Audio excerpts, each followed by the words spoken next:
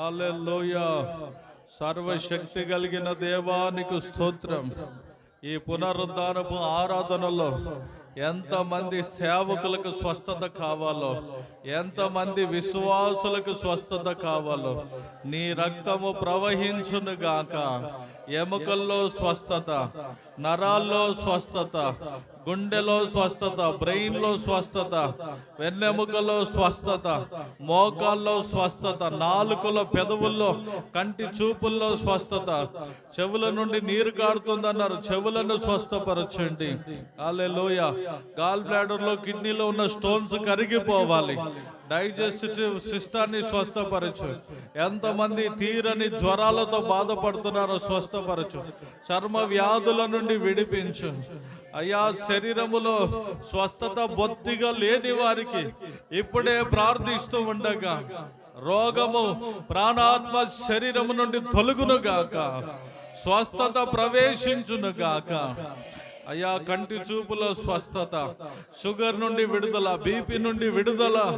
నా దేవానికి స్తోత్రం. క్యాన్సర్ నుండి విడుదల, ఎయిడ్స్ నుండి విడుదల, డిప్రెషన్ నుండి విడుదల, కలవరపు మనస్సు నుండి విడుదల, అసమాధానపు దురాత్మ నుండి విడుదల. హల్లెలూయా. సత్యమను దట్టి, నీతి అను మైమరు, రక్షణను శిరస్రానము, దేవుని వాక్యమును ఆత్మ ఖడ్గము, విశ్వాసమును డాలు దయచేయి. దుష్టుడు వేస్తున్న ప్రతి అగ్నిబాణము ఆర్పుటకు శక్తులుగా అయ్యా, శక్తివంతులుగా మారాలి. కృప కలుగును గాక. అంజురపు ముద్ద, హల్లెలూయా, స్తోత్రం. మరి హిజ్కియా కురుపు మీద పెట్టినప్పుడు ప్రాణము, అయ్యా స్తోత్రం, మరలా బ్రతికాడు నాయన. 15 సంవత్సరాల ఆయుష్ పొడిగించబడింది. ఐగుప్తీయుడు అయ్యా అంజురపు ముద్ద తిన్నప్పుడు, అంజురపు అడలు తిన్నప్పుడు ప్రాణము తెప్పరిల్లింది. సేవకుల ప్రాణము తెప్పరిల్లును గాక, విశ్వాసుల ప్రాణం తెప్పరిల్లును గాక. ఎంతమంది అన్యజనులు నీ యందు విశ్వాసం ఉంచారో వారి ప్రాణము తెప్పరిల్లును గాక. స్వస్థత దయచేయి నాయన. యేసయ్య పొందిన గాయముల వలన మీరు స్వస్థత నొందితిరి అన్నారు. భర్త బ్రతుకులో స్వస్థత, భార్య బ్రతుకులో స్వస్థత, పిల్లల బ్రతుకులో స్వస్థత. ఏ ఆశీర్వాదం లేని కుమారుడు కుమార్తె దీవించబడాలి. స్వస్థపరచయ్యా, స్థితిని మార్చు నాయన. హల్లెలూయా. నీతి మంతుల ప్రార్థన మనపూర్వకమైనదై బహుబలము గలదై ఉంటుందన్నారు. నా దేవా, బ్రెయిన్ లో స్వస్థత, మెడ నరాల్లో స్వస్థత. హల్లెలూయా.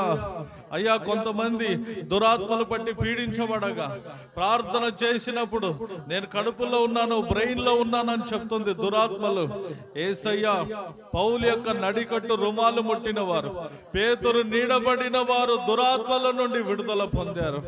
ప్రపంచంలో ఉన్న సేవకులను పట్టి పీడిస్తున్న అంధకార శక్తులు, దురాత్మ శక్తులు, సర్పశక్తులు తొలగాలి. విశ్వాసులను పీడిస్తున్న అపవాది వ్యాధులు తొలగును గాక. తరతరాల శాపం నుండి విడిపించండి. నీ సముఖములో దైవిక స్వస్థత కలుగును గాక. సహాయము చేయి నాయన. అయ్యా, నీకు ఇష్టమైతే నన్ను శుద్ధినిగా చేయమని కుష్ఠరోగి అడిగినప్పుడు నాకు ఇష్టమే అన్నారు. అయ్యా, కుష్ఠరోగులను స్వస్థపరిచిన దేవుడవు, కుంటి వారిని బాగు చేసిన దేవుడవు.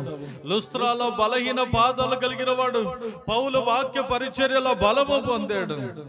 నా దేవా, సంఘాల్లో సేవకులు ప్రకటిస్తూ ఉండగా బలహీనమైన పాదములు బలమునందును గాక, ఊచ చేతులు బాగుపడిపోను గాక, గుడ్డి వారికి చూపునందును గాక, మూగవారు మాట్లాడుదురు గాక, చెవిటి వారికి వినబడును గాక.